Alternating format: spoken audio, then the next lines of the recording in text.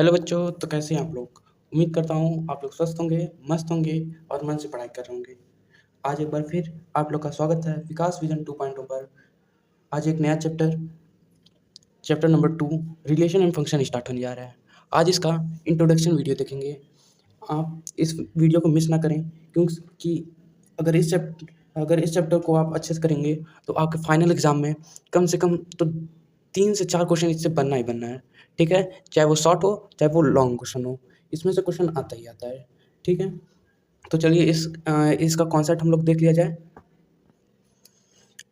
अब इसमें देखिए ऑर्डर्ड पेयर। अब ऑर्डर्ड पेयर क्या होता है?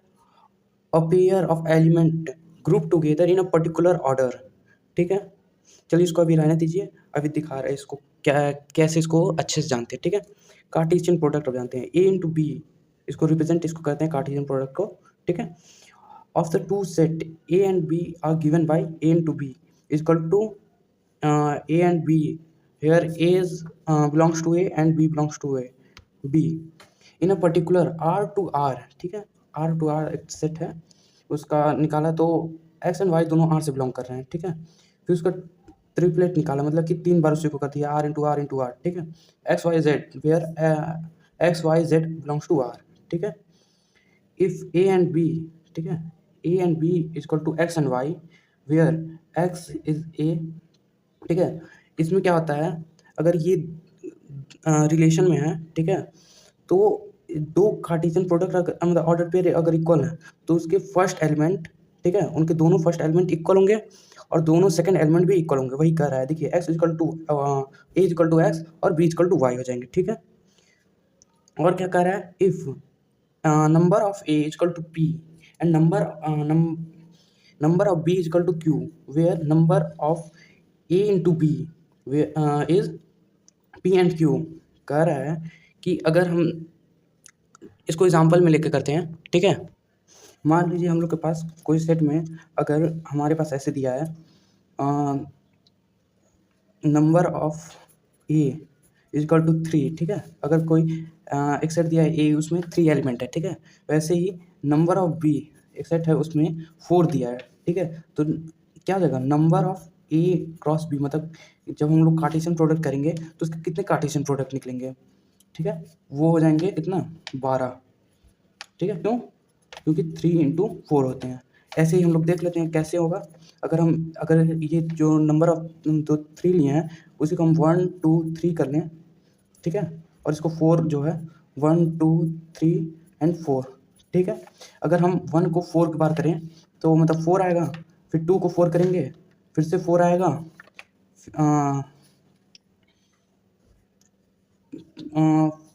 फिर इसको करेंगे तो 4 आएगा। ठीक है, अब ये टोटल कितने होंगे, 12।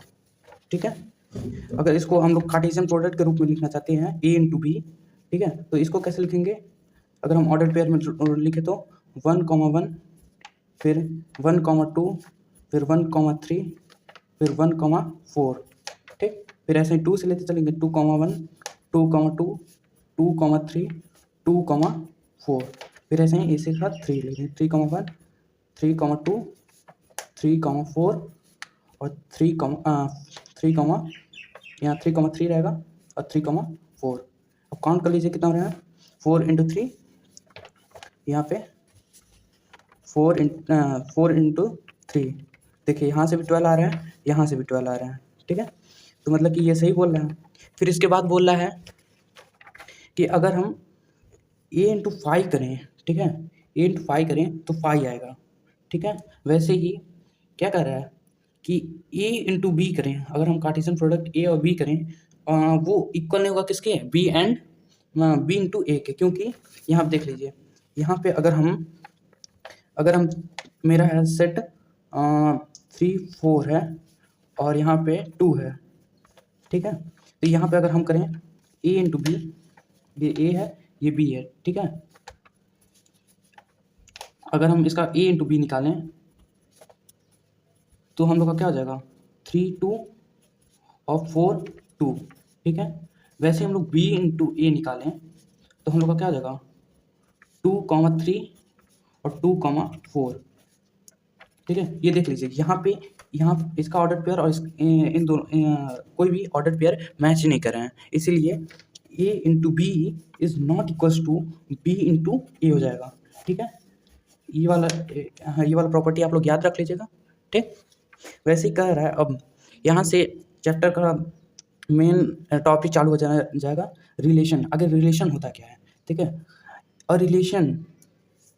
Relation R from a set A to set B, एक रिलेशन है जो सेट ए से सेट बी में हो रहा है। ठीक है, is a subset of Cartesian product of A into B. ठीक है, obtain describing a relationship between of the first element x and the second element of y of the ordered pair a into b। ठीक है, ये कहना चाह रहा है कि अगर हम रिलेशन कह रहे हैं तो वो जो ऑर्डर्ड पेयर रहेंगे, ठीक है, जो ऑर्डर्ड पेयर रहेंगे जैसे 2 और 4 है, फिर 3 और 9 है, ऐसे हम लोग ऑर्डर्ड पेयर बना दें किसी रिलेशन का। ठीक है, तो ये कैसे रिलेशन बन रहा है कि अगर हमारा है तो ये इसका स्क्वायर होगा। ठीक है, तो ये रिलेशन बन गया। ठीक है, देखिए यहाँ 2 इसका स्क्वायर 4 है, यहाँ पे 3 का स्क्वायर 9 है, तो एक रिलेशन डिस्क्राइब हो जा रहा है। ठीक है, वैसे ही अब image of element the image of element x under the relation r given by y where x y belongs to r। ठीक है, ठीक है, ये इमेज। फिर इसके बाद डोमेन आता है, इसको पहले एक बार रीड कर लेते, फिर उसके बाद एक ही बार टेबल पे समझा देंगे। फिर डोमेन क्या होता है, द डोमेन ऑफ आर। ठीक है, domain of R is the set of the first element of the ordered pair in the relation. वो क्या होता है, first element of ordered pair, वही डोमेन होता है। रेंज क्या होता है, second element of ordered pair. ठीक है, अब इसको हम लोग कुछ ग्राफ टाइप में देख लेते हैं। अब यहाँ पे देखिए, अगर हम यहाँ पे रिलेशन को कर रहे हैं, ठीक है, वो हमारा प्रॉपर्टी जो होता है उसको हम जान लीजिए, जो x है वो क्या है, x प्लस 2 है, y equal to x plus 2 है। ठीक है, ये हम रिलेशन में एक मतलब कि अपना प्रॉपर्टी दे रहे हैं। ठीक है, अब तब इसमें क्या हो जाएगा, x 4 से रिलेट करेगा, 3 5 से रिलेट करेगा और 4 6 रिलेट करेगा। अब ये कहना चाहता है जो इमेज होगा वो 4 5 6 होगा, जो y का एलिमेंट होगा वही तो इमेज होगा। ठीक है, मतलब कि इमेज क्या हो जाएगा, इसमें इमेज हो जाएगा हम लोग का 4 5 6। ठीक है, और डोमेन क्या हो जाएगा, जो पार्टिसिपेट लिए होंगे first element of order pair. अगर हम इसका ऑर्डर पेयर लिखें तो 2 4 लिखेंगे, फिर 3 5 लिखेंगे और 4 6 लिखेंगे, यही लिखेंगे जो रिलेशन में आएगा। ठीक है, फिर इसका डोमेन हम लोग का क्या हो जाएगा, first element of order pair. ठीक है, तो मतलब 2 3 और 4। ठीक है, ये हम लोग का डोमेन हो जाएगा। फिर अब ये क्या कह रहा है, रेंज क्या होगा, सेकेंड एलिमेंट। ठीक है, जो इमेज होगा। ठीक है, ये इसको इमेज भी कहेंगे, चाहे इसको आप इमेज कहिए, चाहे आप इसको रेंज कहिए, बात सेम होता है। ठीक है, इमेज और रेंज एक ही चीज़ होता है। ठीक है, और इसको डोमेन क्या कहते हैं, डोमेन का वैसे ही नाम है प्री इमेज। जैसे ये इमेज होता है, ये इसका इमेज है, जैसे ये कह रहा है हम 2 4 का इमेज है। ठीक है, तो 4 2 का प्री इमेज होगा। ठीक है, मतलब कि हम लोग क्या अब जाने कि जो रेंज होता है उसको हम लोग इमेज भी कहते हैं, और जो डोमेन होता है उसको प्री इमेज के नाम से भी जाना जाता है। ठीक है, इतना हम लोग जान लिए। अब कह रहा है, अब इसके आगे आ जाता है फंक्शन। ठीक है, और function f from set A to set B is a specific type of relation. ठीक है, ये स्पेसिफिक टाइप होता है रिलेशन का, for which every element of element x of set A one and only one image y in the set B। ठीक है, we can write f such that x approach to B where fx is equal to y। ठीक है, अब इसमें कह रहा है, इसमें एक चीज़ ध्यान दीजिए, कोडोमेन भी निकालने के लिए कह देता है। अब ये क्या होता है, कोडोमेन, इसमें ज़्यादा कुछ नहीं होता। जो ये होता है सेट बी टोटल, ठीक है। जैसे इसमें क्या हो गया 4 5 6 इसमें पार्टिसिपेट लिए, लेकिन इसमें 9 तो भी बचा, इसका भी तो कुछ काम होगा भाई। अब इसमें क्या हो जाएगा कोडोमेन में, क्या हो जाएगा 4 5 6 और 9, ये कोडोमेन हो जाएगा, ठीक है। अब जो फंक्शन का है वो कह रहा है कि जो हमारा फंक्शन होता है उसका इमेज एक ही हो। जैसे 2 का इमेज 4 है, ठीक है, एक ही है। 3 का इमेज 5 है और 4 का इमेज 6 है। लेकिन अब क्या हो जाएगा, अगर यहाँ 6 9 भी है तो इसका भी प्री इमेज होना चाहिए, सारे एलिमेंट का होना चाहिए, ठीक है। तो यहाँ पे अगर होता तो क्या होता, यहाँ पे 7 होना चाहिए था। अगर ये 7 होता तब ये फंक्शन होता, ठीक है। तो क्या ऐसे समझें, ये स्पेशल टाइप ऑफ रिलेशन है, जो कि अगर हमारा एक ही इमेज होना चाहिए, ठीक है। अब हम लोग क्या है इसमें नेक्स्ट पॉइंट क्या है, और ए इज अ डोमेन, ठीक है, and B is a codomain.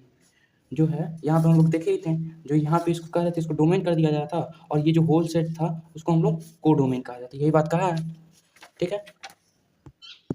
फिर आता है range of the function of the set image, ठीक है। ये कहना चाहता है जो रेंज होता है फंक्शन का वो सेट ऑफ इमेज होता है, ठीक है। ये तो हम लोग जानते ही थे। फिर रियल फंक्शन क्या होता है, सेट ऑफ रियल नंबर, ठीक है, वो रियल नंबर का सेट होता है, और one it's subset both of its domain and range, ठीक है। ये रियल फंक्शन हो गया। फिर ऐसे ही हमारा कुछ अलजेब्रिक फंक्शन होते हैं, जो कि अगर हम f प्लस ऐसे करें तो ये डिस्ट्रीब्यूट होता है, ये इससे मल्टीप्लाई हो जाएगा, ये इससे मल्टीप्लाई होगा, तो f x plus g x equal to g x हो जाएगा, ठीक है।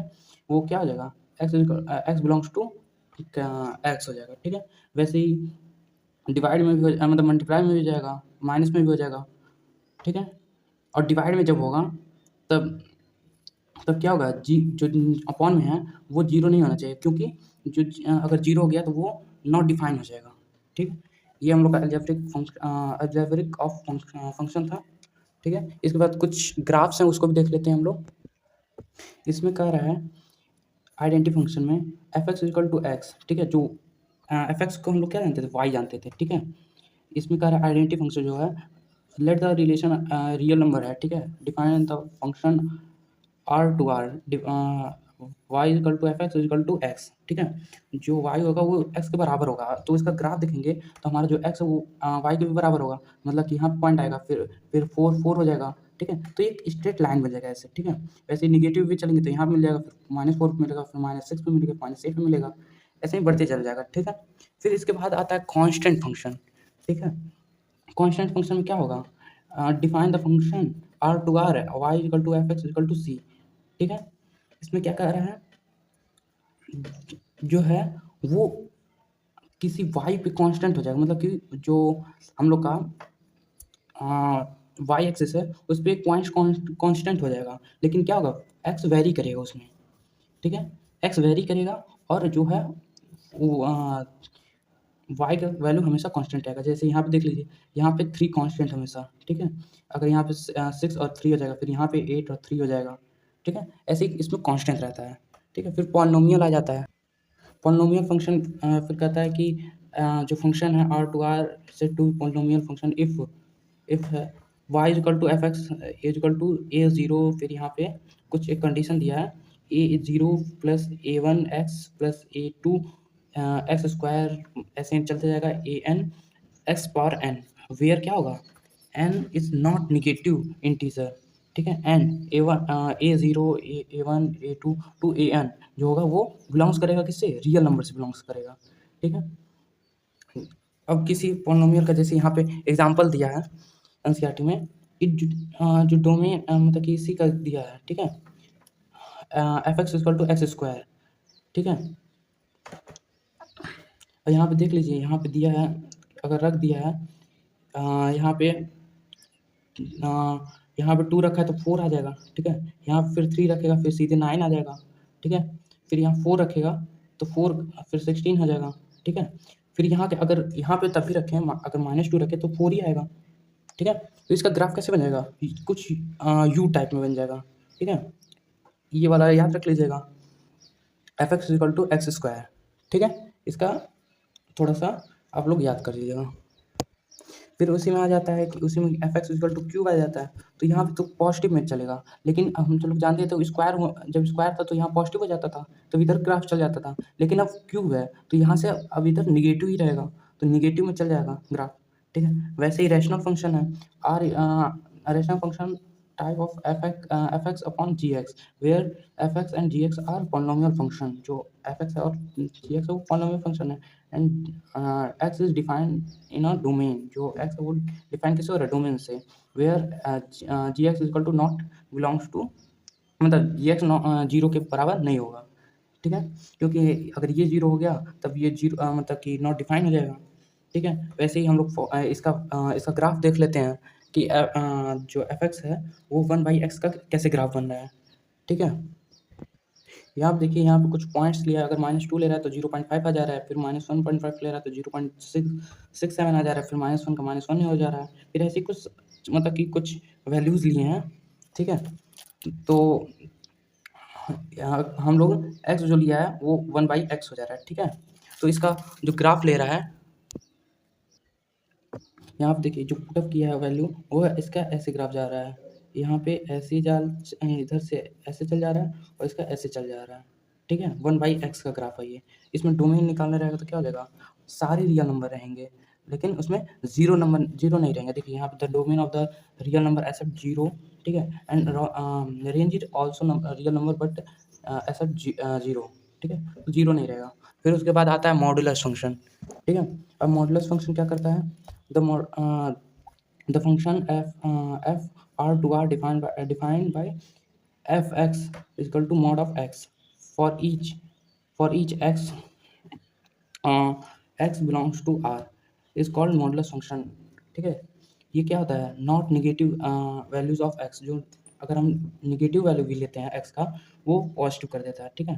अब इसमें क्या कर रहा है, देखिए यहाँ पे अगर हमारा जो वैल्यू है वो जीरो की इक्वल है और जीरो से बड़ा है तब एक्स हो जाएगा, और जीरो के जीरो से छोटा है तो निगेटिव हो जाएगा, ठीक है। तो यहाँ पे ग्राफ दिया है मोड ऑफ एक्स का, यहाँ पे हम लोग का जीरो पे जीरो रहेगा, ठीक है। तो यहाँ से इसका चल जाएगा इधर, टू लिया तो टू आ गया, फिर यहाँ 4 आएगा, ऐसे चलते जाएगा, और फिर इधर पॉजिटिव की ओर इधर चल जाएगा, ठीक है। फिर उसके बाद आता है सिग्नल फंक्शन, ये ऐसा फंक्शन है, इसको डिफाइन ऐसे इससे किया जाता है, f इक्वल टू, अगर ये जीरो से ग्रेटर है तो 1, इसका वैल्यू 1 आ जाएगा, फिर अगर जीरो के बराबर है तो जीरो आ जाएगा, अगर जीरो छोटा रहे तो -1 आ जाएगा, ठीक है। तो इसका डोमेन क्या हो जाएगा, डोमेन R हो जाएगा, और रेंज क्या हो जाएगा 1 0 और -1 हो जाएगा, ठीक है। फिर इसके बाद आता है, फिर इसका देखिए यहाँ पे जो है उसका सिग्नल फंक्शन का ग्राफ कुछ इस प्रकार से होता है, देखिए यहाँ पे अगर हमारा जो है, अगर x जो है वो जीरो से बड़ा होगा, ठीक है, तो वो हमारा वैल्यू 1 हो जाएगा, y का वैल्यू 1 हो जाएगा हमेशा, अगर जीरो से छोटा है तो -1 हो जाएगा, अगर जीरो इक्वल तो जीरो हो जाएगा, ठीक है। फिर ग्रेटेस्ट इंटीजर फंक्शन, ठीक है, the function r approach to r defined by f x equal to, अगर हम x ले तो, ठीक है, ये ग्रेटेस्ट इंटीजर का ये साइन है, ठीक है। तो x belongs to r, assume the value of the greatest integer less than the equal to x, ठीक है, लेस और इक्वल आता है, ठीक है, such that is called greatest integer function. यहाँ आप देख लीजिए, अगर यहाँ पे ले रहा है, ठीक है, अगर -1 ले रहा है, ठीक है, यहाँ आप देखिए, अगर यहाँ पे हम लोग का x की वैल्यू -1 ले रहा है तो इससे छोटा हो जाएगा, देखिए यहाँ पे है, तो -1 से बड़ा, -1 भी और -1 से बड़ा, लेकिन जीरो से छोटा, ठीक है। वैसे ही -2 का देखेंगे तो -2 का ऐसे ही -2 से बड़ा, -1 से छोटा, फिर ऐसे ही इधर बढ़ जाएगा और इधर पॉजिटिव होकर बढ़ते जाएगा। तो इसी के साथ पूरा यहाँ का पूरा आपका जो इसमें थ्योरेटिकल पार्ट था पूरा कंप्लीट हो गया है। तो कल आप लोग का एक्सरसाइज 1.1 चालू हो जाएगा, ठीक है। तो इस वीडियो को ज़्यादा से ज़्यादा शेयर करें, लाइक करें, सब्सक्राइब करें, क्योंकि हम लोग आपके लिए बहुत ज़्यादा मेहनत करते हैं, ठीक है। Thank you.